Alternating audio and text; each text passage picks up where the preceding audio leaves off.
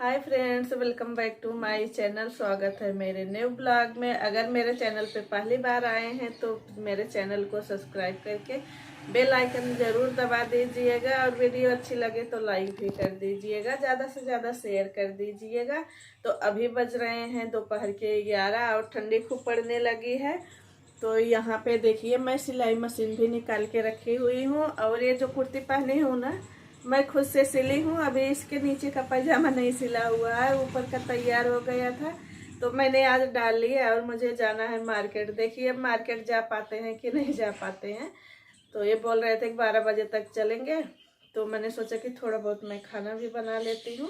और खाने में आज मैं सरसों का साग बनाने वाली हूँ, तो वही आप लोग के साथ में शेयर करूँगी।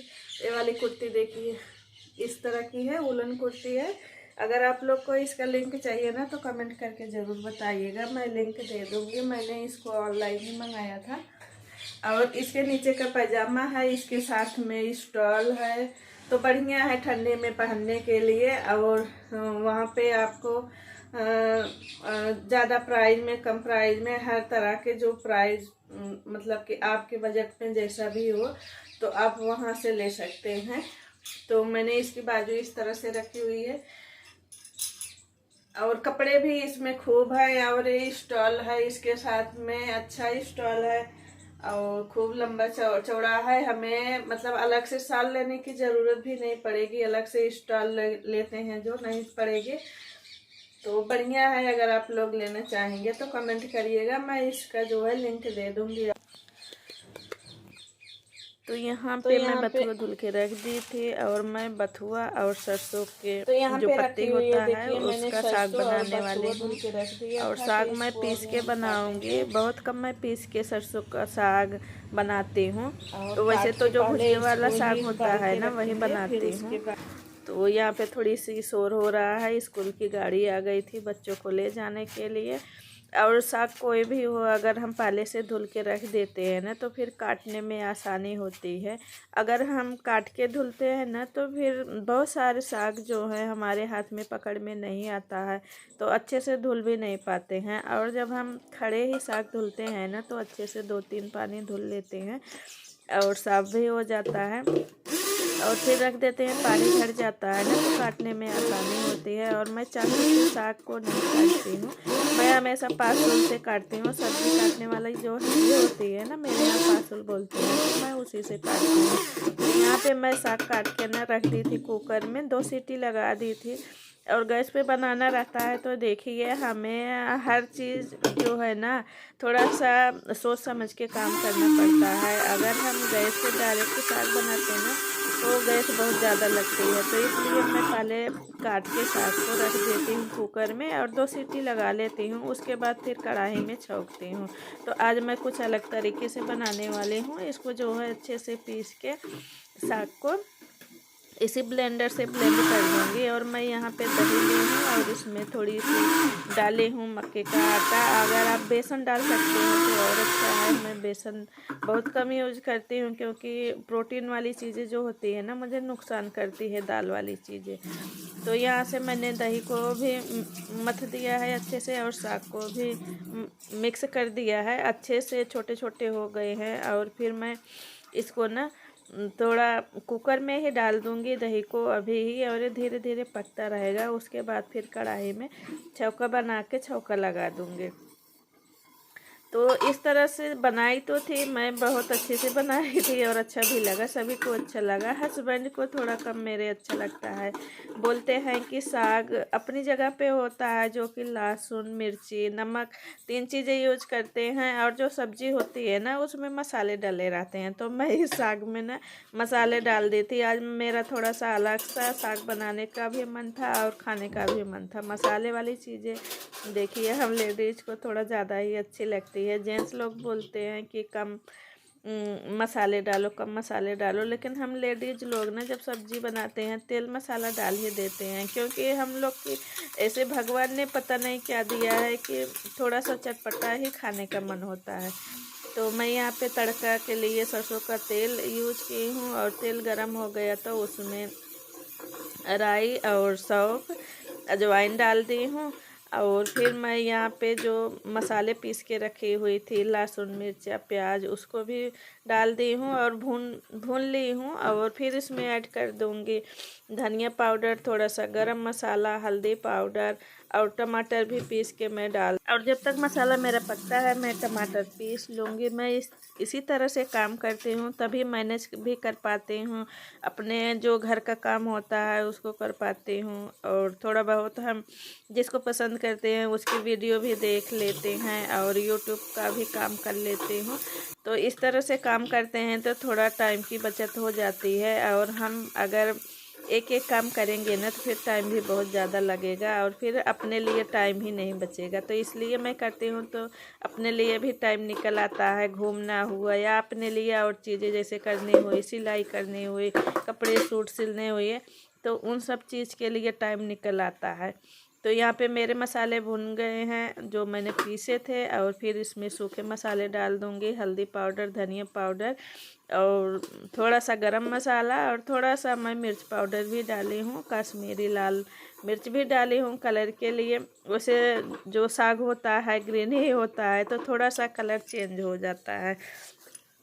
तो इस तरह से मैं बनाऊंगी। और इस कढ़ाई में बना रही थी तो जब मैंने पानी ऐड किया ना तो थोड़ा सा उबलने में दिक्कत हो रही थी, तो मैंने बड़ी वाली कढ़ाई फिर ले ली थी, उसी में पलट दी थी और अच्छे से उसी बड़ी वाली कढ़ाई में पका दी। और देखिए पकने के लिए थोड़ा सा जो सब्जियां होती है कुछ भी होता है ना तो थोड़ा सा ऊपर आता है फूल के, तो उसको उबलने के लिए जगह होती है। तो मैंने सोचा था पहले कि इसी कढ़ाई में बना लूँगी, लेकिन नहीं आ पाया तो मुझे फिर दूसरी कढ़ाई में पलटना पड़ा। हाँ, बर्तन तो ज़्यादा थोड़ा सा हो जाता है ऐसे 3-5 करने से, लेकिन क्या कर सकते हैं, जब पहले समझ में नहीं आता ना दोबारा तो ठीक करने के लिए कुछ ना कुछ करना ही पड़ता है। तो देखिए सब्जी में अच्छा सा कलर भी आ गया है और मैं इसमें कुकर में जो साग उबाल के रखी थी मिक्स करके उसको भी डाल दूंगी। और यहाँ पे थोड़े बहुत बर्तन निकल आए हैं तो मैं बर्तन को भी साफ़ कर दूंगी। और पहले तो मैं नमक डाल देती हूँ, नहीं तो फिर सब्जी में नमक डालना भूल जाऊंगी। और कोई भी सब्जी या दाल बनाइए ना, अगर नमक मिर्ची नहीं है तो फिर खाने में मज़ा नहीं आता। आप कितना भी तेल मसाला डाल लीजिए उसका टेस्ट ही नहीं आएगा जब तक नमक मिर्ची उसमें पर्याप्त नहीं होगी। तो यहाँ पे देखिए मेरी सब्जी उबल रही है और मैं जो है इसमें ऊपर से तड़का लगा दूँगी। खड़ी वाली साबुत लाल मिर्च ली हूँ और लहसुन भी ली हूँ, तो लहसुन को थोड़ा काट ली हूँ, मैं छोटा छोटा बारीक कर ली हूँ। और मैं जब भी छौंकने लगती हूँ तो मुझे लगता है कि कलछुल छोटी पड़ जाती है छौंका लगाने के लिए। और जब मार्केट जाती हूँ ना तो भूल जाती हूँ, सारे सामान आ जाएंगे, बस छोटी मोटी चीज़ें जो होती है ना वो भूल जाती हैं। तो कई कई महीने ऐसे चलता रहता है कि जाऊँगी तो ले आऊँगी। मैं सोच रही हूँ ना फ्राई वाला पैन जो आता है छोटा कलछुल की तरह, तो उसमें छौंका लगाने के लिए बढ़िया होता है। वो कलछुल से थोड़ा सा बड़ा होता है तो अच्छा रहता है, तो मैं उसको ज़रूर लूँगी। और नहीं तो देखूँगी ऑनलाइन ही ले लूँगी। और मैं यहाँ पे मक्के का आटे का जो है रोटी बनाने वाली हूँ मक्के का। तो मैं गर्म पानी कर ली थी और आटे को गूँथ ली हूँ। आप जब भी मक्के की रोटी बनाइए तो गर्म पानी से अगर आटा गूँथेंगे ना तो रोटियां एकदम फूली फूली सी बनेगी। और जो जैसे मोटी रोटी रहती है, देखिए हम गैस वगैरह पे सेकते हैं तो थोड़ा सा कच्ची भी रहने का डर रहता है ना, ऊपर से जल जाती है और अंदर में कच्ची रहती है। तो ऐसा नहीं होती है ये रोटी अगर आप गर्म पानी से गूँथेंगे आटे को ना, चाहे बाजरा का आटा हुआ या मक्के का आटा हुआ, तो मैं दोनों ही गर्म पानी से गूँथती हूँ। और गर्म पानी से गूँथने से ना थोड़ा ये मुलायम हो जाती है और जो आटा होता है अच्छे से फूल जाता है। तो देखिए मैं इस तरह से बनाती हूँ और मैं ऐसे हाथ में लेके नहीं बनाती हूँ क्योंकि बहुत जल्दी टूट जाता है।